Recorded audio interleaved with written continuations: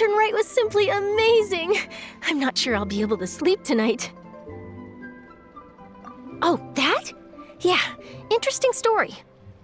It was invented by a guy from Fontaine. His name is Ildison. He's always tinkering away at some mechanism or another. He's even asked the Steambird to write about his inventions on more than one occasion. I believe I have a direct quote from him about this particular one. Yes, here it is. The device is powered entirely by mechanical components without the need for any additional energy source. Basically, it's a manually operated cranking device. How high it can fly entirely depends on how much force you can exert. Combining this invention with a kite. What a great idea, right? Oh, my conversation with Mr. Ip went really well. I've already sent the first draft of my article back to the Steambird.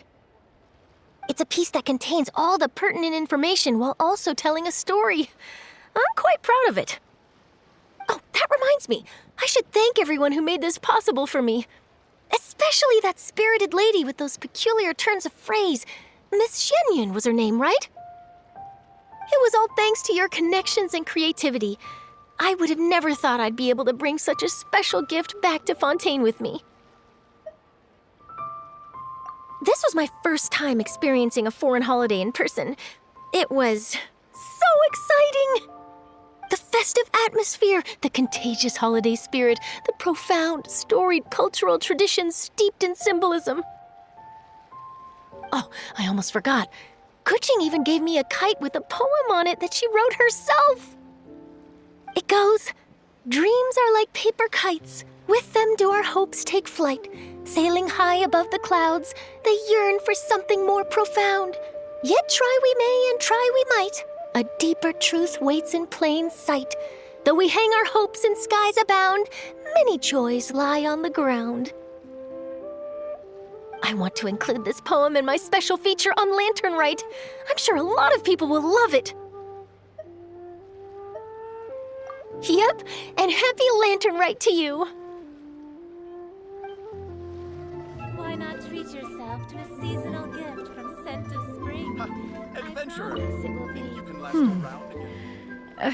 One may have won the kite-flying competition, Yu Hung, but this prize should truly be reserved for another. You need not be so humble, Honored Adeptus.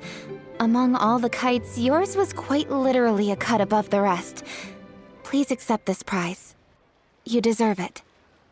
Besides, I'm quite certain we owe a fair share of the success of this year's Lantern Rite to you. If you insist, then one can hardly continue to refuse. However, there is another matter with which one would ask your assistance. Of course. One would be much obliged if you could distribute this case of Sunglow tea among the Millilith on duty. The security of the festivities rests entirely on their shoulders, after all. One presumes they could always benefit from something to invigorate their spirits. Cloud Retainer is so thoughtful and attentive to others' needs. I would expect nothing less of an esteemed Adeptus such as herself. Understood. I'll get on that right away. A fortuitous result indeed. One's tea surplus has hitherto resolved itself.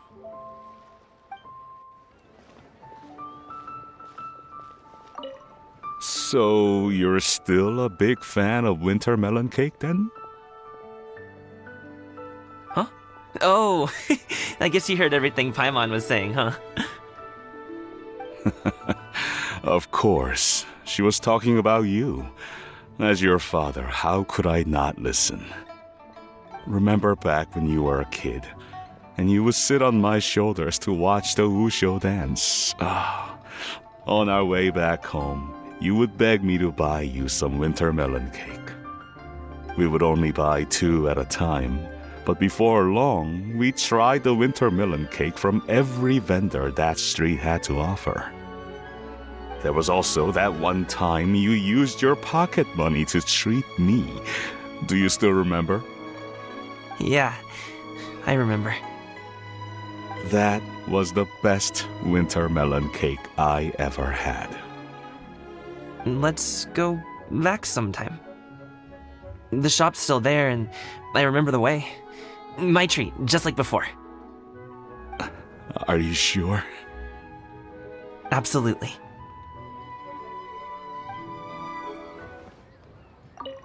Our kite is so high up. Thank you for inviting me, Yao Yao. I am having a lot of fun. I'm glad. If you want, we can go fly kites some other time, too. The fun doesn't have to end today. Really? How about we do it during the day next time? That way, we can see the design better. When it flies super high up, it will look exactly like a real finch. Okay. Can I take this kite to bed with me?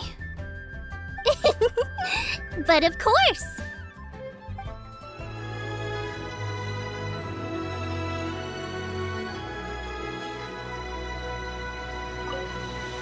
I don't get it. Is something wrong, Shenhe? Tell me. Perhaps I can help. The color black doesn't get dirty easily, so I thought this outfit would be acceptable to wear to work. But Xiangling told me it was inappropriate. But inappropriate? How? She probably just meant the outfit isn't suitable for that particular environment and occasion. But for a festival gathering with friends, a nighttime stroll, or an important banquet, your outfit is more than appropriate, Shenhe. So you're saying it's only something I should wear in front of important people?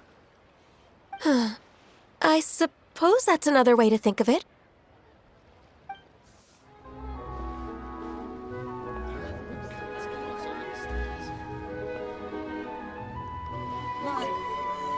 Given your present countenance, one presumes you are missing some old friends again.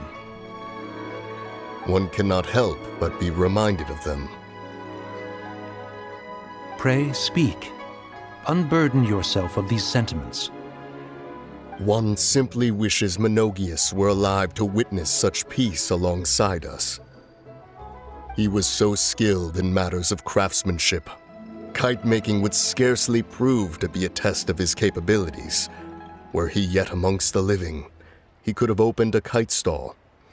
One is certain it would have been an establishment rich not only in profit, but also esteem.